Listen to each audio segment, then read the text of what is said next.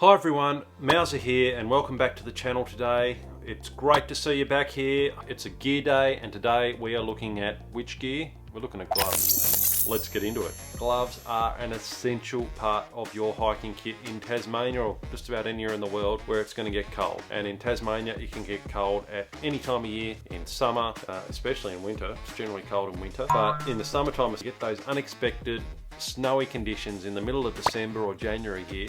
When it's really meant to be summer, you can get a bit of snow. So a glove system is a crucial part of your hiking kit. Why do I call it a glove system? I saw that term on the Hiking Life blog a few years ago. That's a pretty cool thing to call your gloves, a glove system. I have suffered from cold hands when hiking for years. I hate it. I hate getting into my tent and I can't function.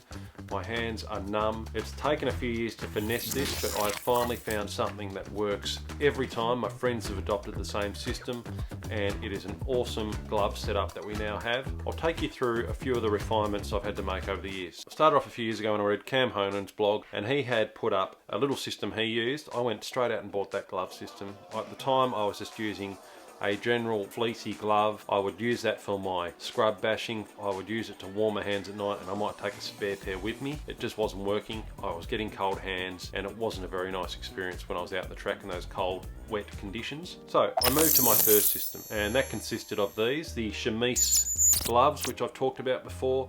I use them all the time. I love them so much. I've actually bought multiple pairs over the years. They're an awesome glove. They're very thin, they're very light, and I can wear them around town. I can wear them when I'm riding my bike. I've got 3 or 4 pairs of these. I keep one in my hiking kit so I always know where that is when I'm ready to go on a hike, but I also have one with all my winter gear here at home. They're always there on hand, ready to use. They've even got the little phone touchscreen thingy. In addition to these, he had recommended this mitten, a Smartwool mitten, and I would put that over the top. When I was getting cold out in the track, I could put this mitten over the top, get a bit of extra insulation, especially when I was in the tent at night, my hands were cold. That was an awesome extra second layer. You'd then have your 2 layers for your glove system, like that. And that would be your second layer. Then when things started raining, if it was getting wet, then you would add in your external layer. I think it's Gore-Tex, which was another mitten, which gave you a waterproof factor to your gloves. That would go over the top when it was wet and raining. And they were from Mountain Laurel Designs, extremely light. The whole system all up was less than 100 grams, I think. And it was a good starting point for me to start my journey. You could tighten the Gore-Tex up so water wouldn't get in. But the thing I found with this system, the water would find a way in and eventually my hands would get cold. While you're moving along, it wasn't too bad. When you got to camp, you would cool down, wet hands, wet gloves. All of a sudden you're putting dry socks on your hands, something to warm up because your gloves are wet, and you're trying to dry your gloves out, which is highly frustrating. Stuck with that for a few years. Not a bad system, but I felt it could be better, so I was always on the lookout for new gloves. And I happened to be perusing the emails one day and old mate Adventure Alan, who I get a newsletter from occasionally, had a review on some gloves called the Temres. I read this review. He had these blue gloves which looked pretty cool. I thought I might try them out. And that was these. So this was the blue Temres Showa 282 gloves. He swore by them. I had a look at them online. They were very hard to source here in Australia, but I managed to find some in the United States and I thought they look like a good glove. Adventure Alan likes them. I might give them a go. So I went straight online, had a look. At the same time, as I was looking, I came across one website that would ship them to Australia. One website, couldn't find them anywhere in Australia. But at the same time, I found this same website, these beauties. These Temres Showa 28202. And the difference being that I could see was that these had the tightening cord there. And I thought they look good. So what did I do? I went straight out and I bought both of them. I bought the blue ones and the black ones. That's how much I value the warmth of my hands when I'm hiking. I was desperate for a good solution. So bought them in, and I've actually never taken these blue ones on a hike yet, because the first time I took these black ones out a couple of years ago on the Spires, check out that video below. On day 1, the weather came in, it got cold. We were extremely cold. We were rugging up quick smart. And wouldn't you know it, my hands had frozen while we were on the Pleiades leading up to Bacana Peak, down there in the southwest of Tasmania. Not a place you want to be cold, but I got rugged up in all my gear. First time with a Showa glove, and I put these things on. I couldn't get my hands in properly because my hands were so cold, they were numb, so I just pushed them in as far as they'd go. Put them in here, and then I put this one on. And when you know it, within 10 minutes, I could move my fingers again, and the warmth came back.